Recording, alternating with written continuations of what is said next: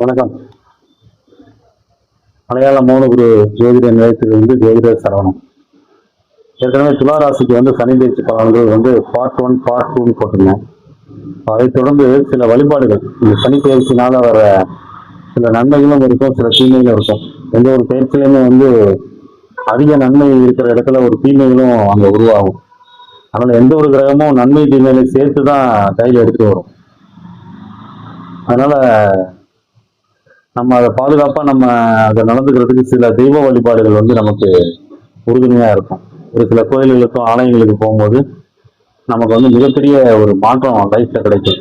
அது நிறைய பேர் போய் அனுபவிச்சிருக்காங்க. அதை உணர்ந்த அந்த கோயிலுக்கெல்லாம் போயிட்டு அந்த ஸ்தலங்களை போய் மிதிச்சு சில விஷயங்கள்லாம் சக்சஸ் பண்ணாதனாலதான் கோயில்ல அவ்வளவு கூட்டங்கள் நிரம்பி வெளியுது.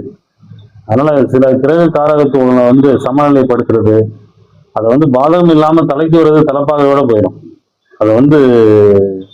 அது இறை வழிபாட்டில் உள்ளவங்களுக்கு நல்லாவே தெரியும். அதனால அதிகமா இறை வழிபாட்டில் இருக்கவங்களுக்கு கிரக தோஷங்கள் அவ்வளவு சீக்கிரம் பாதிப்பு கொடுக்கறதில்லை. அது நிதர்சனமான உண்மை. சனி பகவானை பொறுத்தவரை நமச்சிவாய மந்திரத்தை யார் படிக்கிறாங்களோ, நமச்சிவாய மந்திரத்தை யார் அதிகமா உருவி வைக்கிறாங்களோ அவங்கள எந்த தோஷமும் அவங்கள அன்றதில்லை.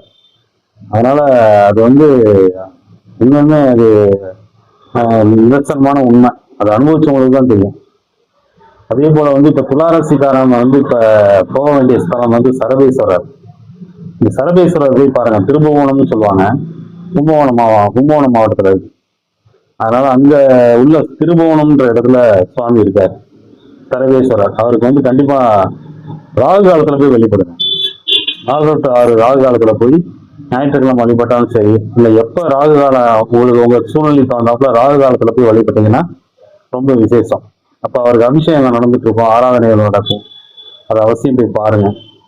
அதே போல பக்கத்துல ஒரு கோயில் திருவிடைமருதூர், அந்த கோயிலுக்கு பக்கத்திலேயே இருக்கும் மகாலிங்க சுவாமி. அவரையுமே தரிசனம் பண்ணுங்க.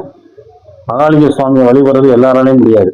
பிறவி இருந்தாதான் இந்த சரபேஸ்வரரையும் பார்க்க முடியும், மகாலிங்க சுவாமியும் பார்க்க முடியும். எல்லாராலையும் எல்லா ஸ்தலங்களையும் போய் இறைவனை போய் வழிபடவே முடியாது. அவனருளாலே அவன்தான் வணங்கி, அவனோட அனுகிரகம் இருந்தாதான் அவரை போய் நம்ம பார்க்க முடியும். அதனால அவசியம் திருவிடைமருதூர் துளாராசிக்காரங்க போய் பாருங்க. நிறைய பேர் திருவிடைமருதூர்லாம் போயிருக்கவே மாட்டாங்க.